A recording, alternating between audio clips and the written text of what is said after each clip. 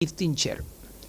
బ్రహ్మాండ పురాణంలో వ్యాసుల వారు మాట్లాడుతూ ఈ 16 నామాల్ని ఒక్కసారి స్మరించిన, ఈ 16 నామాలు ఒకసారి పలికిన దాని చేత శ్యామలాదేవి యొక్క అనుగ్రహం కలుగుతుంది.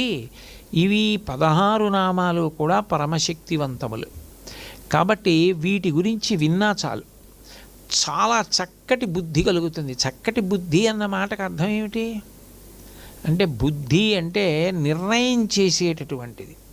ఇప్పుడు ఏ సమయానికి ఏది చెయ్యాలో అదే బుద్ధి. ఏ సమయానికి ఏది చెయ్యాలో అది చేయలేదనుకోండి, మీరు ఎన్ని చేసినా దానివల్ల ఫలితం ఏమి ఉండదు. మీరు ఏ సమయానికి ఏది చెయ్యాలో అది చెయ్యగలిగారనుకోండి, మీకు కీర్తి వస్తుంది. బుద్ధి వక్రించింది అంటారు. బుద్ధి వక్రించింది అంటే ఆ సమయానికి రావలసిన ఆలోచన, ఆ సమయానికి చేసుకోవలసిన